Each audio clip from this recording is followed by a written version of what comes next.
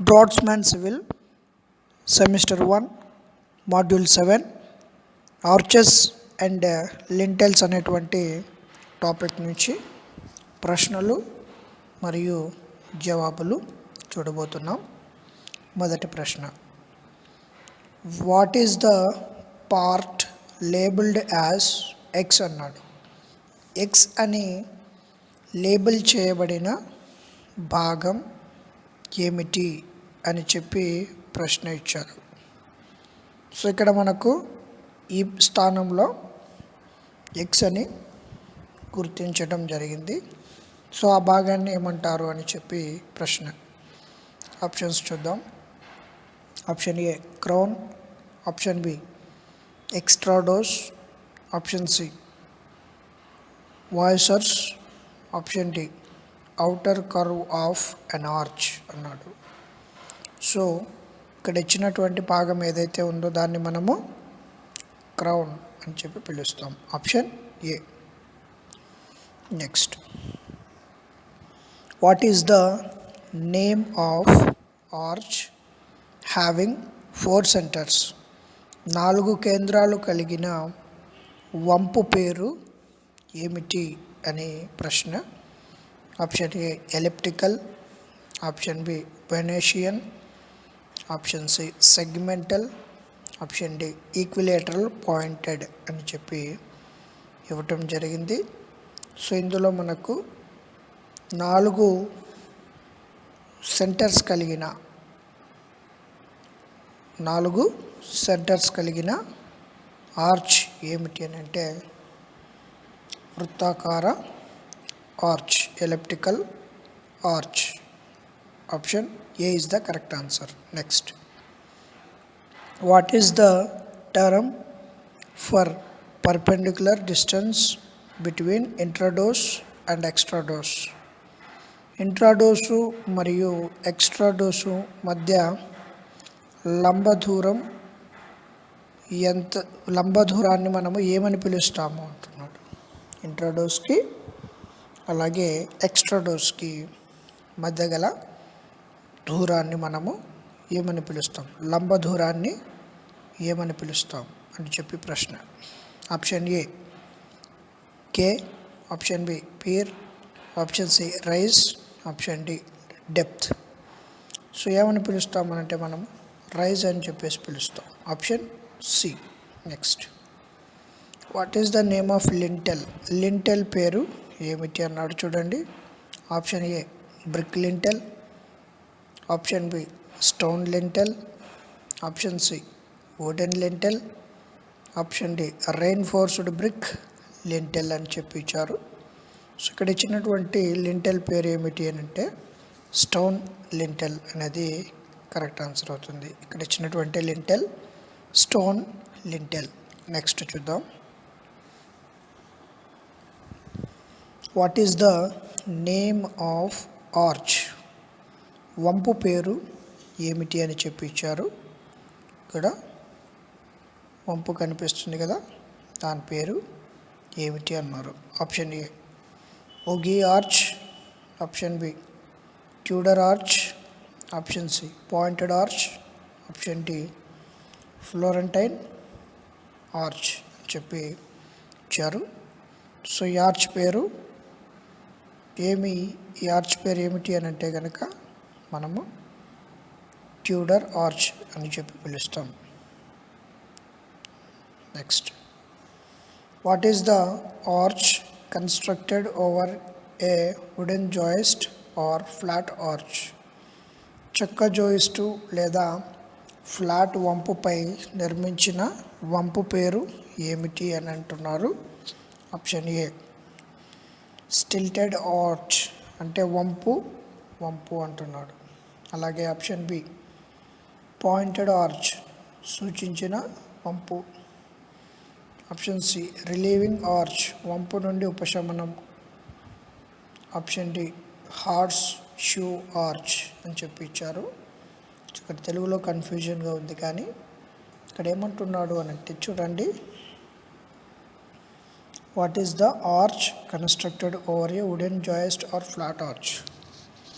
So ఫ్లాట్గా ఉన్నటువంటి arch మీద కానీ లేదా చెక్క జోయిస్ట్తో చేసినటువంటి ఆర్చ్ కానీ దాని మీద మనం కట్టేటువంటి ఆర్చ్ని ఏమంటాము అంటున్నాడు.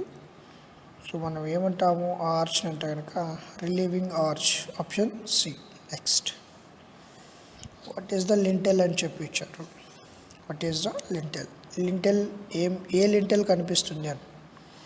Option A brick lintel, option B steel lintel, option C stone lintel, option D reinforced cement concrete lintel అని చెప్పి ఇవ్వటం జరిగింది. ఇక్కడ ఇచ్చినటువంటి లింటెల్ పేరు ఏమిటి అని అంటే reinforced concrete lintel. Next, what is the name of part marked as X? ఎక్స్గా గుర్తించబడిన భాగం పేరు ఏమిటి అని ఇచ్చారు. సో దాన్ని ఏమంటాము? సో ఆప్షన్స్ చూద్దాం. Option A key, option B users, option C extrados, option D soffit అని చెప్పి ఇచ్చారు. సో ఇక్కడ చూస్తే మనకు ఇచ్చినటువంటి భాగం ఎక్స్ దగ్గర ఏమి అని అంటే కనుక ఆప్షన్ ఏ కీ అని చెప్పి పిలుస్తాం.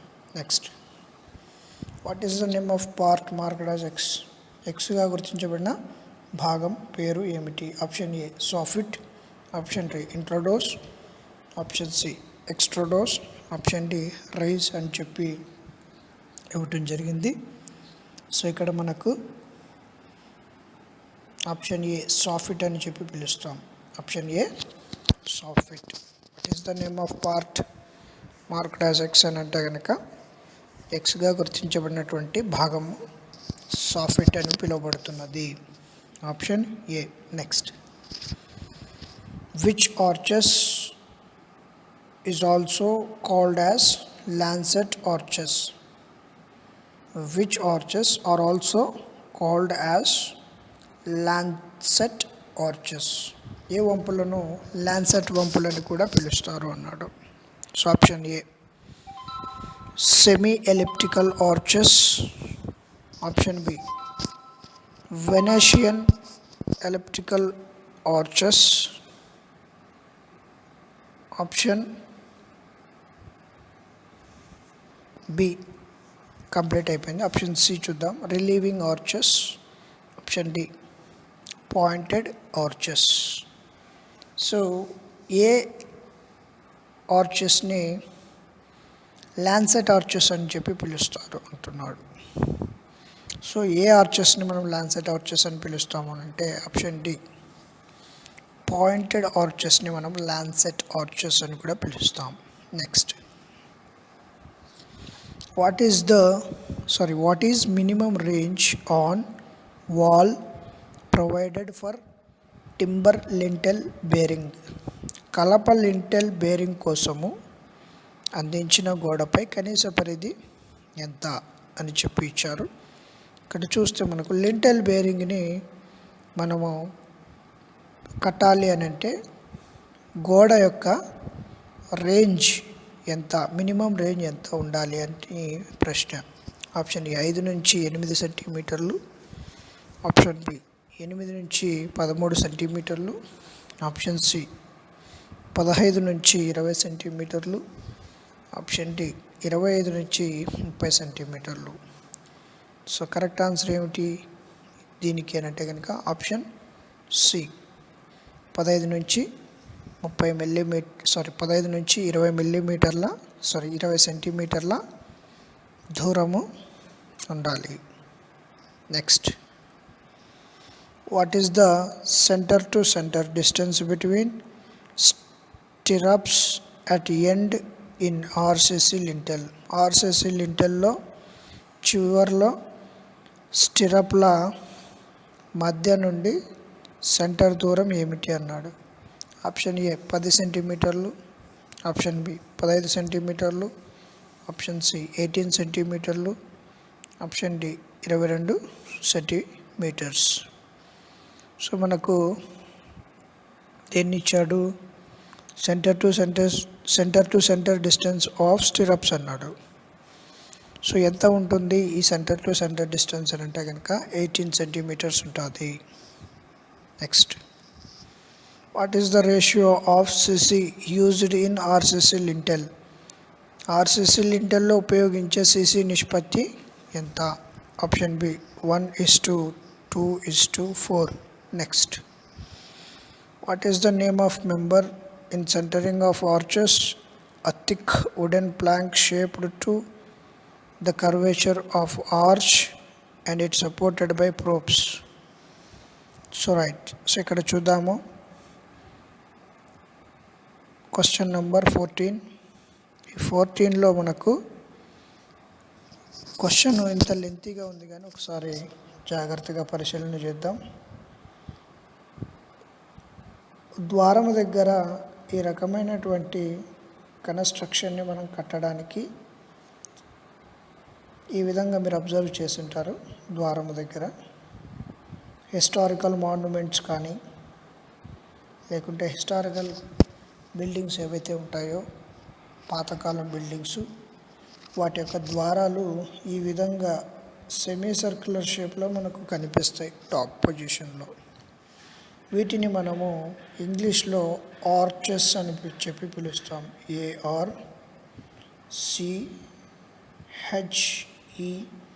ARCHES. ఈ ఆర్చెస్ని కట్టడానికి మొదటగా ఏం చేస్తారు అని అంటే ఈ విధంగా ఒక పీస్ అనేది, ఒక చెక్క లాంటిది పెడతారు. ఈ చెక్క లాంటిది పెట్టేసి ఈ చెక్క మీద రాళ్ళు పెట్టుకుంటూ వస్తారు. ఈ రకమైనటువంటి రాళ్ళు ఇలా పేర్చుకుంటూ వస్తారు. సో ఆ రాళ్ళు ఏం చేస్తున్నాయి, ఫస్ట్ దీని మీద ఉంటున్నాయి. సో ఆ విధంగా రాళ్ళు పేర్చడానికి లేదా ఇటుకలు పేర్చడానికి ఈ విధమైనటువంటి కన్స్ట్రక్షన్ని మనం కన్స్ట్రక్ట్ చేస్తాం. ఇది కింద భూమి నుంచి సపోర్టు కర్రలు ఈ విధంగా పెట్టింటారు. భూమి నుంచి సపోర్టుగా పెట్టినటువంటి కర్రలను మనం ఏమంటామని అంటే ప్రోప్స్ అంటాం. ఐరన్ రాడ్లు కావచ్చు, లేకపోతే కర్రలు కావచ్చు. ఈ యొక్క పీస్ ఏదైతే ఉందో ఈ పీస్ని సపోర్ట్ చేసేదానికి ఈ కర్రలు అనేటివి సపోర్ట్గా పెట్టింటారు. అయితే ఈ పీస్ని ఏమంటారు అని అంటున్నాడు. ఈ విధంగా వంపులు తిరిగింది కదా, వంపులు తిరగడాన్ని ఇంగ్లీష్లో టర్నింగ్ అని అంటాం. సో ఇది ఒక పీస్ ఏమైంది, టర్న్ అయింది. కాబట్టి ఆప్షన్స్లో మనకు టర్నింగ్ పీస్ అనే ఆప్షన్ కనిపించాలి. ఆప్షన్ ఏ చూడండి, ribs. Option B laggings. Option C turning piece. Option C is the correct answer. Option D brace అన్నాడు, కరెక్ట్ ఆన్సర్ కాదు. నెక్స్ట్ చూద్దాం. How many centres are in Tudor arches? Tudor ఆర్చెస్లో ఎన్ని కేంద్రాలు ఉంటాయి, ఎన్ని సపోర్ట్స్ ఉంటాయి అని కూడా ప్రశ్న. Option A 3, option B 4, option C 5, option D 6. So ఎన్ని తోరణాలు ఉంటాయి, ఆర్చెస్, ట్యూడర్ ఆర్చెస్లో ఎన్ని కేంద్రాలు ఉంటాయి అన్నాడు. ఎన్ని ఉంటాయి అని అంటే 4 ఉంటాయి. Next, what is the minimum period for the removal of props to beams for span of 6 meters in formwork? Right. So ఇక్కడ చూడండి క్వశ్చన్ ఏమడుగుతున్నాడు అని అంటే ఈ విధంగా మనము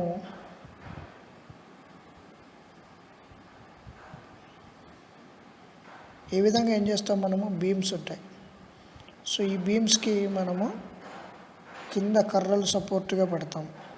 వీటిని మనం ప్రోప్స్ అని అంటాం. బీమ్ అనేది వేసిన తర్వాత సిమెంట్ కాంక్రీట్తో ఈ కర్రలు సపోర్ట్ పెట్టింటాం కదా, ఈ సపోర్ట్ పెట్టినటువంటి కర్రలు ఏవైతే ఉన్నాయో వాటిని ఎన్ని రోజులకు రిమూవ్ చేస్తే సరిపోతుంది, ఎన్ని రోజుల వరకు ఉంచి తీసేస్తే సరిపోతుంది అన్నాడు. ఇంకోటి గుర్తుపెట్టుకోవాల్సిందేనంటే ఈ బీమ్ యొక్క సైజు కనుక 6 millimeters లేదా అంతకంటే ఎక్కువ ఉంటే కనుక ఎన్ని రోజులకు ఈ కర్రలు అనేటివి తీసేయాలి, సపోర్ట్గా పెట్టిన కర్రలు అంటున్నాడు. సో ఆప్షన్స్ చూద్దాం. ఆప్షన్ ఏ 15 daysకి ఒకసారి, ఆప్షన్ ఏ 15 daysకి తీసేయాలి కర్రలు ప్రోప్స్, అలాగే 17 daysకి, 21 daysకి, 25 daysకి. సో ఎన్ని రోజులకు తీసేయాలి బీమ్కి సపోర్ట్గా పెట్టినటువంటి ఆ యొక్క ప్రోబ్స్ని అని అంటే కనుక C 21 days. So right. So ఇక్కడితో మనకు ఈ యొక్క ఫస్ట్ సెమిస్టర్కు సంబంధించి 7 మాడ్యూల్స్ ఉన్నాయి. 7 మాడ్యూల్స్ కూడా మనకు కంప్లీట్ అయిపోయాయి. Thank you.